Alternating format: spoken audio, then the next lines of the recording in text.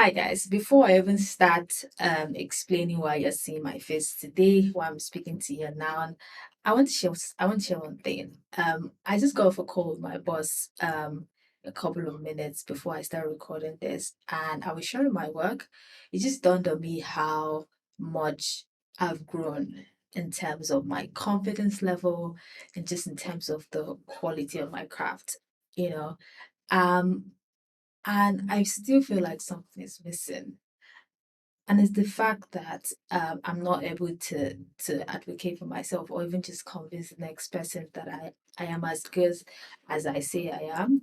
And that's why I decided to even say, okay, I'm gonna apply to speak at their first. I want to actually do this because it directly connects to, ensuring that I'm growing as a product designer. So I'll start with the pitch that I sent to the organizers.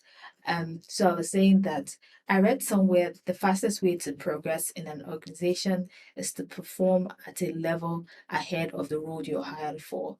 And this also applies to, learning and just even you don't have a job and you're just like trying to get into tech or trying to get into design. If you're 10x in your reading volume and speed, maybe you have people that you started learning with, you'll notice that there's always this one person that's crazy about their growth, that wants to get, that wants to sort of level up their game, um, and just like ruthlessly doing whatever is required. Um, and obviously they are not looking left or right to compare themselves to whoever is the best person in the industry. So yeah, I just thought I should share that. And obviously, it starts with you as an individual. How can you how can you convince yourself to push yourself to earn the skill? Um and earning the skill in terms of just dedicating time and energy to the craft, to the knowledge, in terms of the things that you decide to read, and just time that you spend immersing yourself with the knowledge. Because if all else fails, this should be your saving grace. This is why you should invest in yourself. And just being crazy about all of these things um is the core. If you miss this and try to do maybe some of the things I'm going to speak about just in the next couple of minutes, I think you're going to miss the mark. And when you say you have imposter syndrome, it might be true. You might not be actually as good as you think you are. Um, so, and obviously, like the skills, there are different types of skills. There's a technical skill, it's just the skill that you develop with experience. There's just skills like soft skills that you develop with experience, soft process skills like, talking to stakeholders.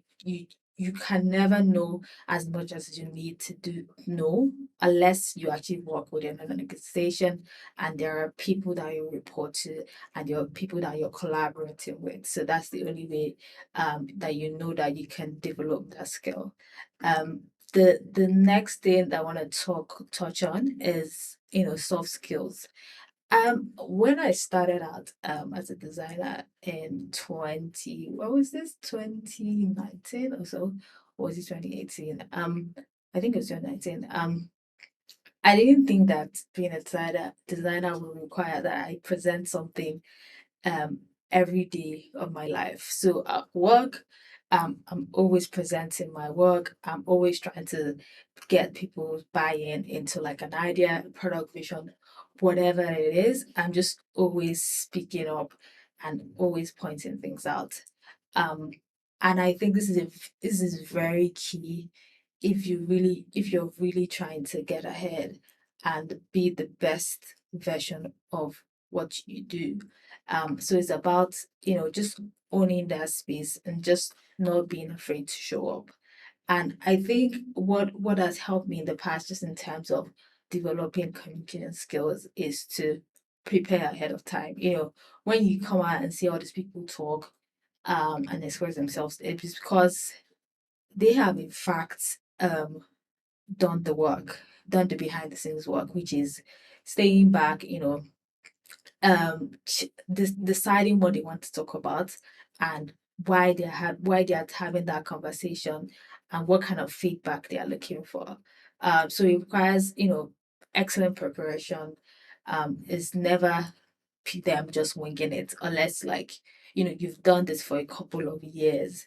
The next thing, which is really really important, is to be your own advocate, to speak for yourself, um, and obviously be an opportunist.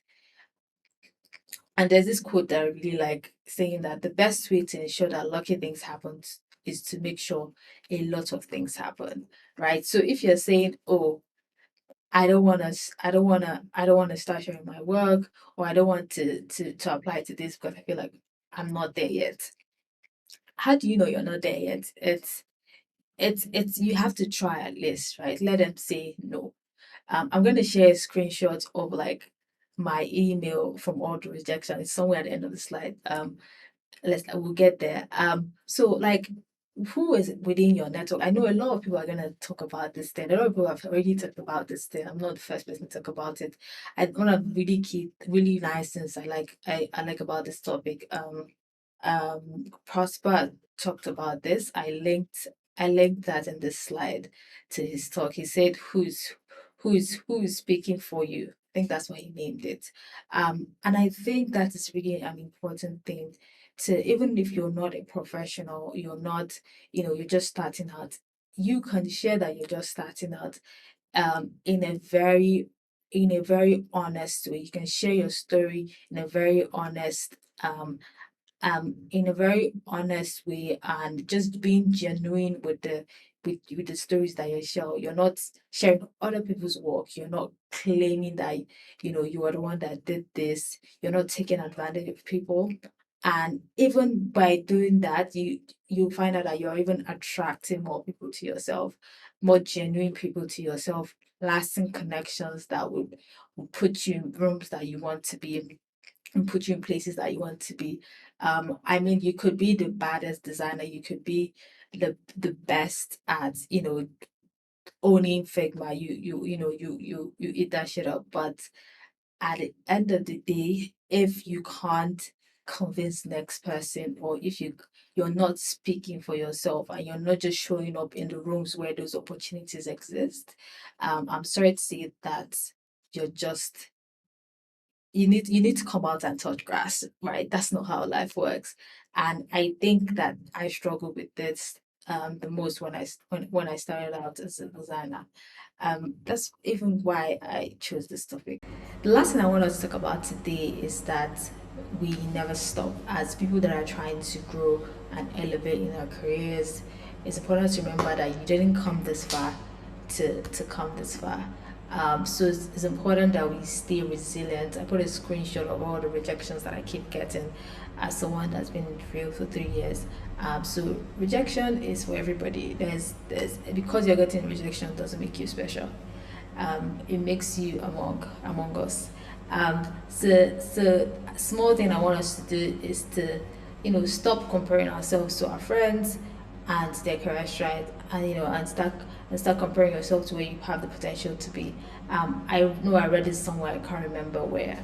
And a small exercise for us, a little retrospective, is that let's do this. Let's think of what we must start doing based on what we just talked about, that would help elevate your career, and what are the things that you must stop doing sort of prevents you to move forward, and what are the things that you must continue to do, to also help you move, continue to move you in the right direction.